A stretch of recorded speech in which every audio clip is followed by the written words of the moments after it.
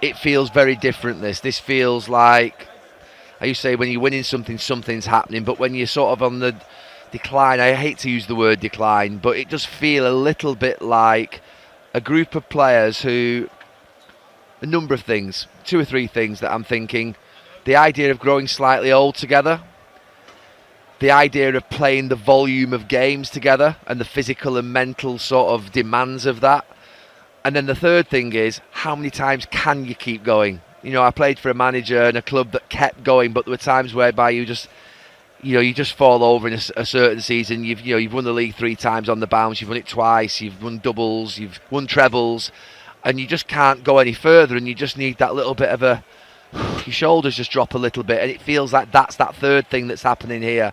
So you look at those 3 things, and that's what it feels like right now at this moment in time. A group of players who really have run a million miles. They've been sensational, but they've just sort of, if you like, become a little bit sort of, if you like, punch drunk, a little bit sort of like that. And that's how it feels, leggy, lacking in energy. Obviously they've lost players as well, and a couple of players missing through injury that are vital players.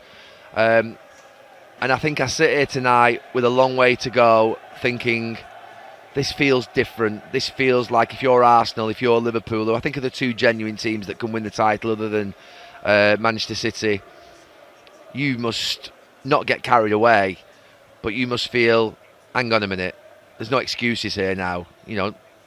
Differently, I think I'm looking more at Arsenal with that statement really than Liverpool, because I think anybody at the start of the season that would have said Arne Slot would have come in and done what he's done would have said, no, I'm not quite sure that's going to happen. This was Arsenal's season if it wasn't going to be City's.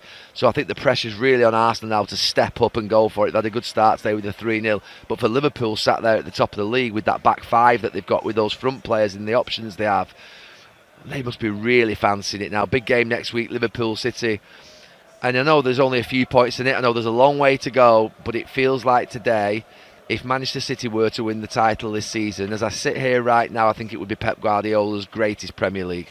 Gary Neville declares Manchester City are in decline after humiliating defeat by Spurs as Man United legend issues scathing verdict of Pep Guardiola's champions, outplayed in every department. Man City were humiliated by Tottenham as they lost for the 5th match in a row. Gary Neville has now given his assessment on their issues under Guardiola. Gary Neville let loose on Manchester City after they lost for the 5th game in a row on Saturday. City were humbled at home as they lost 4-0 against Tottenham, with James Maddison netting a brace and Pedro Porro and Brennan Johnson also scoring in the rout. It was the 5th loss in a row for City in all competitions, including 3 Premier League matches, and they could fall as far as 8 points behind Liverpool on Sunday ahead of a trip to Anfield next weekend. The champions are struggling with injury issues, with Ballon d'Or winner Rodri out for the rest of the season and his understudy, Mateo Kovacic, also out for a month through injury. But the issues appear to be deeper than that, with City looking a shadow of their former selves on Saturday with no sign of the rut ending anytime soon. And Neville, speaking on Sky Sports, gave a damning verdict of the champions' current situation, suggesting it's pretty much the worst they have ever had it under Pep Guardiola. We've seen City lose the odd game here, but we've very rarely seen them outplayed in every department, but that's what we're watching, the pundit said. They look well short. As short as I've seen them since Pep's first season. I've not seen them as bad as this, how they've been in the last few weeks. He will have wanted that international break to come, thinking it would be a reset moment. But now here, it further entrenches the opinion this is a City side currently in decline. It seems madness when you think about what they've achieved. They're easy to play against and teams are encouraged when playing them. The vulnerabilities are clear for everyone to see. Fans have been quick to point towards the absence of Rodri, with City's loss ratio under 3% when he has played since February 2023 and now over 35% when he hasn't. But he is not coming back anytime soon, and the backup midfield options of Ilkay Gundogan and Rico Lewis struggled to perform against Spurs.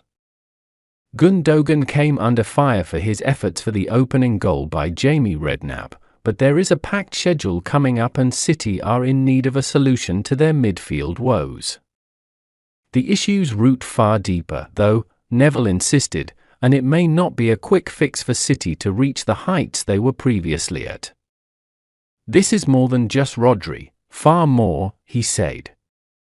When you're on the decline, and I hate to use the word decline, but it does feel like it's a group of players with a number of things going wrong.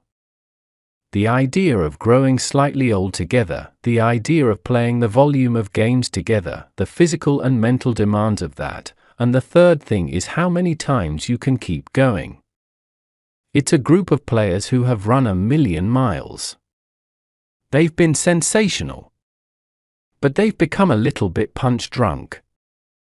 Leggy, lacking in energy, they've lost players and a couple of vital players out through injury. It's a big game next week, Liverpool versus City, and there's only a few points in it. There's a long way to go, but it feels like today, if Man City were to win the title this season, I think it would be Pep's greatest Premier League.